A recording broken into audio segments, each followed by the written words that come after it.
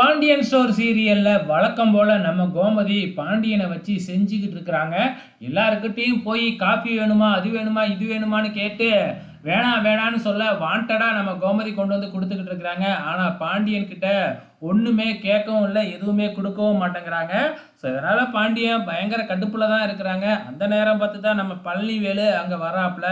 பழனியை பார்த்து என்னடா அண்ணன் வீட்டில் ஏதாச்சும் விசேஷமா அப்படின்னு சொல்லி கேட்க, என்னக்கா எப்போ பார்த்தாலும் அண்ணன் வீட்லேயே ஒரு கண் இருக்காட்டுக்கு அப்படின்னு கேட்க, இல்லைடா நிறைய பேர் வராங்க, ஜாமான் ஜட்டுலாம் வந்து இறங்குனுச்சு, அதை பார்த்துட்டு தான் கேட்குறேன் அப்படின்னு உடனே, இன்னைக்கு குமாரவேலுக்கு நிச்சயதார்த்தம் அப்படின்னு சொன்ன உடனே நம்ம அரசிக்கு ஷாக் ஆயிடுச்சு.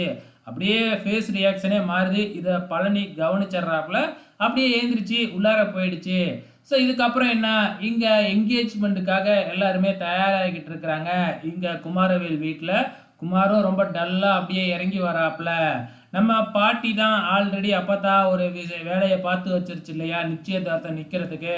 அதே மாதிரி பொண்ணு வீட்டில் இருந்து ஒரு நபர் வந்து இந்த நிச்சயதார்த்தம் நடக்காது அப்படின்னு சொல்லி, இந்த மாதிரி எங்களை ஏமாத்திட்டீங்க, ஏற்கனவே மாப்பிள்ளைக்கு கல்யாணம் நடந்துருச்சு, அதை ஏன் சொல்லி ஏமாத்துனீங்க அப்படின்னு சொல்லி, நீங்கள் என்ன சமாதானம் சொன்னாலும் நாங்கள் ஏற்றுக்க முடியாது அப்படின்ட்டு அங்கேருந்தே கிளம்பி போயிடுறாங்க. இவங்களுக்கு ஒன்றுமே புரியவே இல்லை.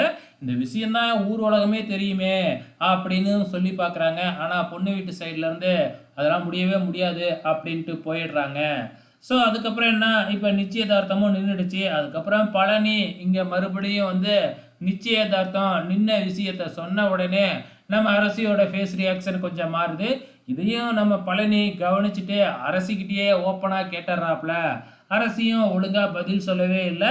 ஸோ இதுக்கப்புறம் என்ன நடக்குது அப்படின்னு பார்த்தீங்கன்னா, நம்ம சரவண வந்த உடனே நம்ம மீனா சரவணனை கூப்பிட்டு வச்சு, இந்த மாதிரி கோயிலில் ஒரு பொண்ணோட உங்களை பார்த்தேன், யார் அது அப்படின்னு சொல்லி கேட்க, இல்லை என்னோட பழைய ஃப்ரெண்டு, அதனால தான் பார்த்து பேசணும், என்னோட கதையை சொல்லிக்கிட்டு இருந்தேன் அவ்வளோதான் அப்படின்னு சொன்ன உடனே, உங்களுக்கும் அவங்களுக்கும் இடையே வேற எதுவும் இல்லைல்ல அப்படின்னு கேட்க, ஸோ அப்படிலாம் எதுவும் இல்லை, அதான் ஏற்கனவே என் வாழ்க்கை முடிஞ்சு போச்சுல்ல அப்படின்னு சொல்லிக்கிட்டு இருக்கிறாங்க.